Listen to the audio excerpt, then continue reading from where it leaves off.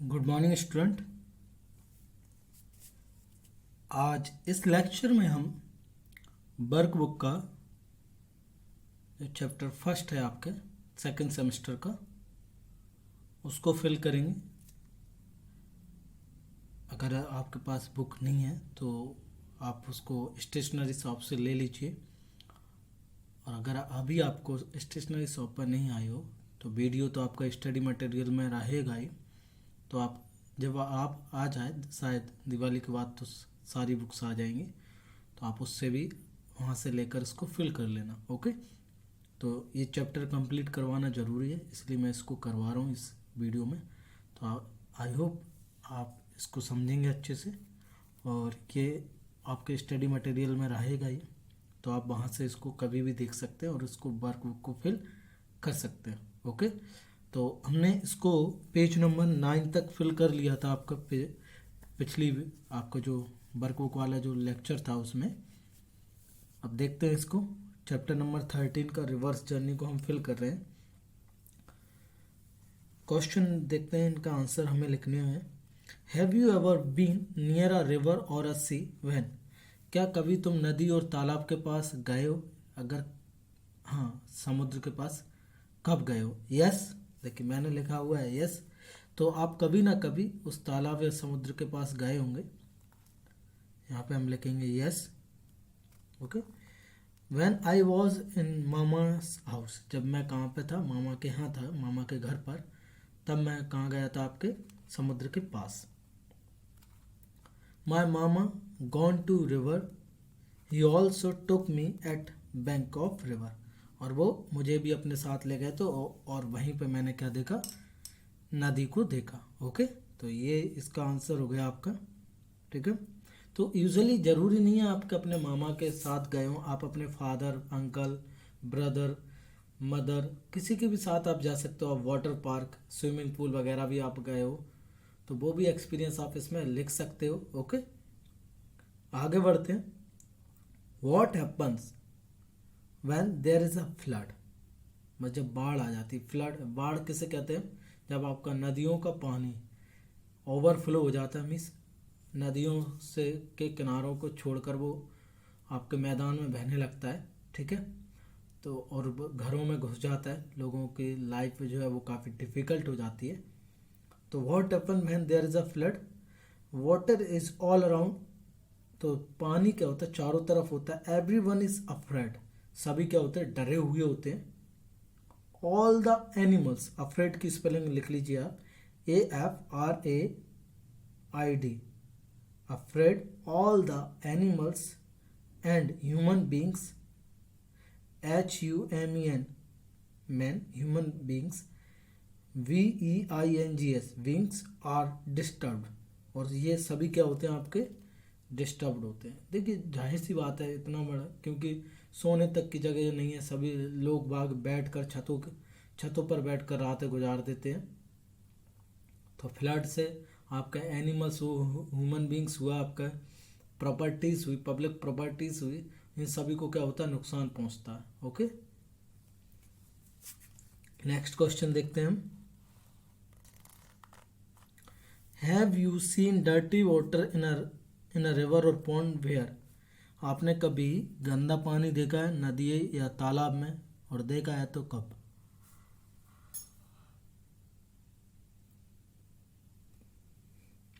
Yes, इसका answer हम लिखेंगे yes.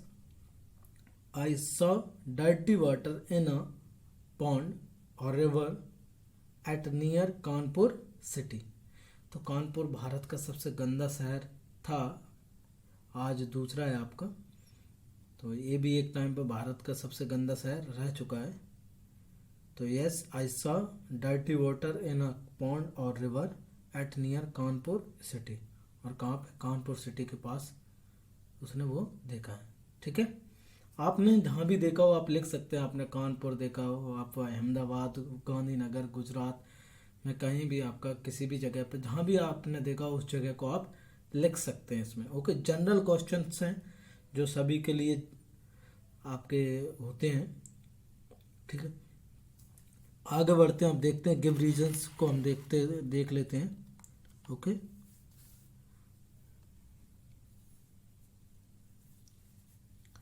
Reverse are known as Lok Mata. Reverse को हम क्या कहते हैं?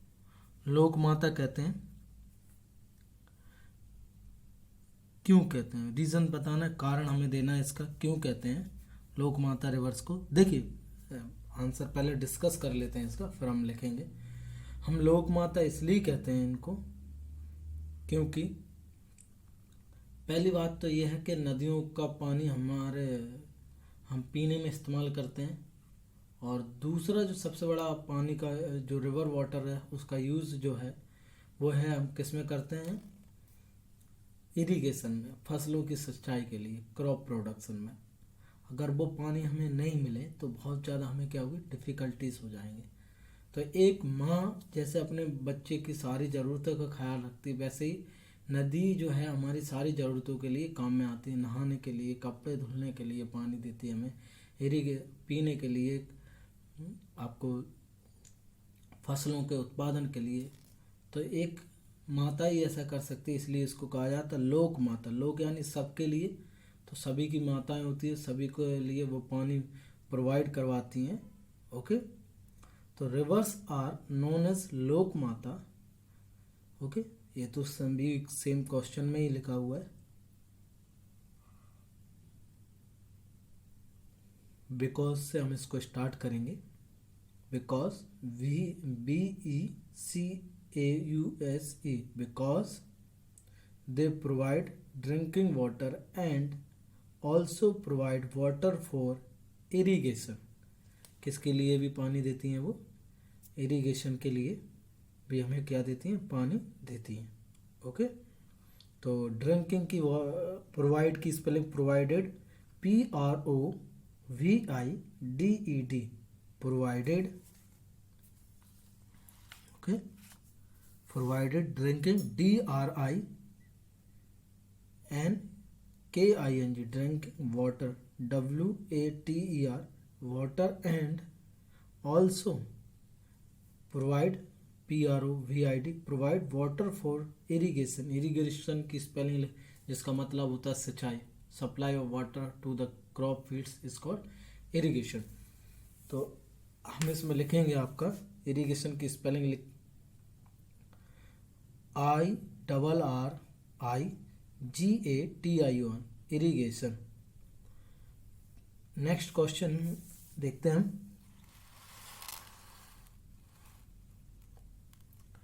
पॉल्यूटेड वाटर ऑफ इंडस्ट्रीज, नदियों का जो फैक्ट्रियाँ का या इंडस्ट्रीज का जो गंदा पानी है, should not be poured into rivers, नदी तालाबों में उसको नहीं डालना चाहिए, किसी भी वाटर बॉडीज में उसको नहीं डालना चाहिए। क्यों? मीन्स इसका रीज़न जानेंगे हम। तो पहले इसको आंसर को लिखने से पहले हम इसको समझ लेते हैं।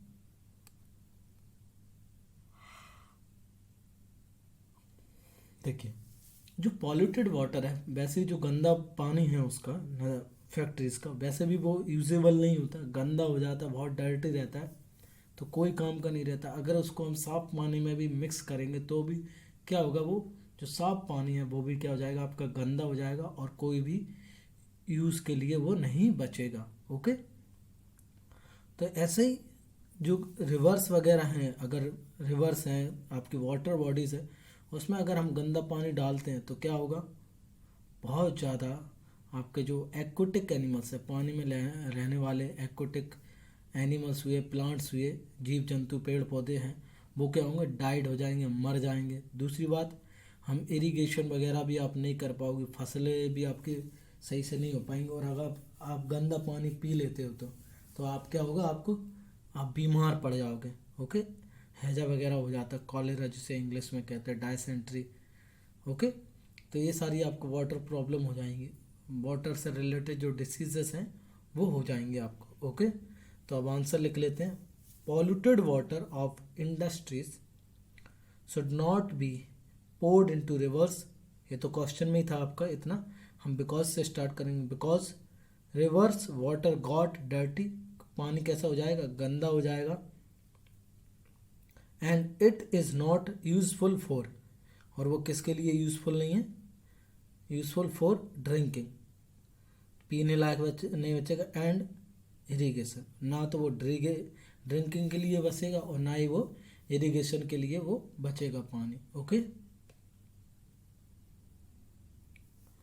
लेक और river water of a village और a city does not remain clean. देखिए इसका क्वेश्चन का आंसर जानेंगे हम। जो लेक और रिवर हैं, देखिए इसका आंसर समझ लेते हैं। जो आपका, चाहे वो मतलब लेक, झीलें हों या नदियाँ हों, चाहे वो आपकी सिटी की हों, चाहे वो विलेज की हों, वो आज अब साफ स्वच्छ नहीं है। तो इसका रीज़न देना हमें। देखो पहले इसका आंसर डिस्कस कर लेते हैं। क्या है, डे बाई डे पॉपुलेशन बढ़ती जा रही है। ओके, लोग इतने वेल एजुकेटेड नहीं है, इतने आपके अवेयरनेस नहीं है उनके अंदर कि जो वाटर बॉडीज़ हैं उनके वाटर को क्या नहीं करें, पॉल्यूटेड नहीं करें। क्या होता है आपका, उसी में नहाते हैं, उसी में बाथिंग करते हैं, उसी में वॉशिंग करते हैं, कपड़े उसी में जानवरों को नहला रहे हैं, उसी में उनके जो व्हीकल्स है उनको वॉश आउट कर रहे हैं। फिर जो घरों से निकलने वाला गंदा पानी होता है वही पानी आपके नदी तालाबों में क्या कर रहे हैं, वो छोड़ देते हैं। तो ये इसी कारण से आपका जो रिवर्स और लेक्स हैं, जो सिटी या आपकी विलेज हो, वो कैसी नहीं है, नीट एंड क्लीन नहीं बची हैं। इसलिए ही वो आपकी जो रिवर्स और लेक हैं वो नीट एंड क्लीन नहीं बची हुई हैं। अब आप इसका आंसर लिखेंगे। लेक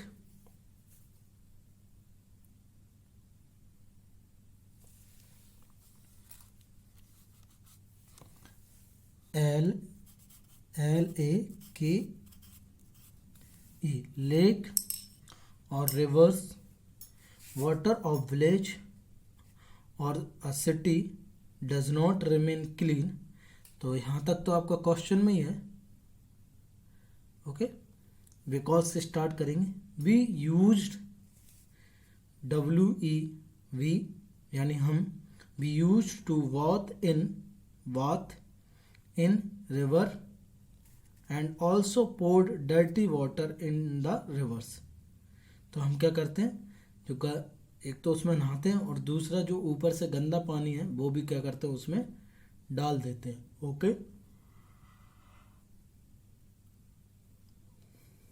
नेक्स्ट आगे बढ़ते हैं।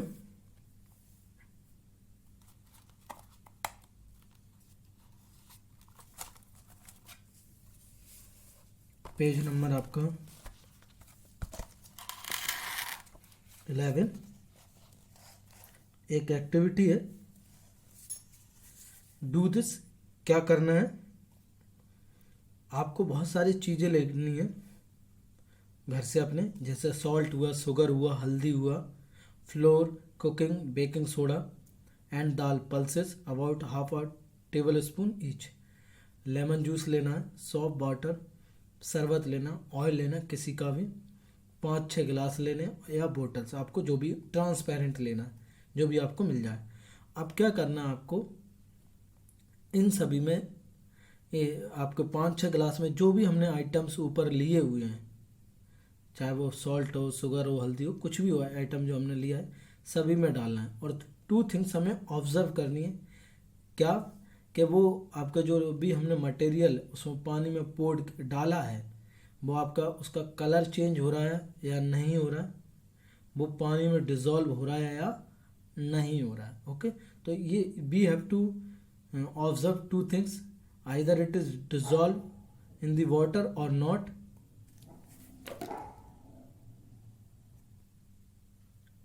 ओके, अब ये जो नीचे टेबल दी हुई है इसको हम फिल करेंगे। देखिए, तो हमें 2 थिंग्स आइडेंटिफाई करनी थी कि वो आपको वाटर में डिज़ोल्व हो रही है, मीन्स जो भी मटेरियल हमने पानी में डाला है, मिक्स किया है, वो कम्प्लीटली डिसअपियर या डिज़ोल्व हो रहा है या नहीं हो रहा है। दूसरा, आपका जो वाटर है उसका कलर चेंज हो रहा है या नहीं हो रहा है। ये हमें चीज़ें ऑब्जर्व करनी है उससे। ओके, तो पहला हमने लिया शुगर। तो देखिए ये पानी में मिक्स हो जाता है और उसका कलर चेंज नहीं होता है। तो colour of water does not change, हमें ओनली मार्क करना है। ओके, कि ये आपका चेंज हो रहा है या नहीं हो रहा है। ठीक है, सेकंड है सॉल्ट, सॉल्ट भी शुगर सॉल्ट सेम थिंग्स है। लेमन जूस, इसमें भी आपका कलर चेंज नहीं होता, ये डिजॉल्व हो जाता है लेकिन कलर चेंज नहीं होता। हल्दी और टर्मेरिक, हल्दी हिंदी में कहते हैं, टर्मेरिक उसको इंग्लिश में कहते हैं। तो ये पानी में डिजॉल्व तो हो जाती है लेकिन क्या होता है, पानी का कलर भी चेंज हो जाता है। कैसा हो जाता है, पीला, येलो, इसका क्या हो जाता है, कलर हो जाता है। ओके, नेक्स्ट है आपका सोप वाटर। तो ये भी पानी में आपके वाटर में क्या हो जाएगा, डिजॉल्व हो जाएगा। ओके, और इसका जो कलर ऑफ वाटर है वो क्या हो जाएगा, चेंज हो जाएगा। आप देखोगे कि आपका इसका जो कलर है कैसा हो जाता है, मिल्की कलर हो जाता है। कैसा, मिल्की कलर हो जाता है आपका सोप का, पानी का। ओके, मिल्की टाइप का, दूध जैसा थोड़ा सा। फ्लोर, फ्लोर आपका आटा। तो ये पानी में घुल तो जाता है, कलर भी चेंज हो जाता है आपका, देखना ठीक है। तो ये पानी में घुल जाता है और क्या हो जाता है, उसका कलर चेंज हो जाता है। ओके, दाल, ये पानी में नहीं घुलती है और कलर भी चेंज नहीं होता, इसका हल्का सा वेरिएशन आता है तो उसको हम नहीं मानेंगे। ओके, अगला है आपका शरबत। तो ये तो पानी में घुल जाता है आपका और कलर भी चेंज नहीं होता। कुकिंग सोडा, ये भी आपका पानी में घुल जाता है और कलर चेंज नहीं होता है। ऑयल पानी में नहीं घुलता और कलर भी चेंज नहीं होता, क्योंकि आपका ऑयल कभी भी आपका क्या नहीं होता, वाटर में मिक्स नहीं होता है। और मैं आपको बता दूं, ये हमेशा पानी के ऊपर क्या करता है, फ्लोट करता रहता है, तैरता रहता है, बिकॉज ऑफ इसकी जो डेंसिटी है वो पानी से कम है, मीन्स पानी से वजन में ये हल्का होता है, इसलिए ये क्या होता है आपका, तैरता है पानी के ऊपर। ओके, पेज टर्न करेंगे।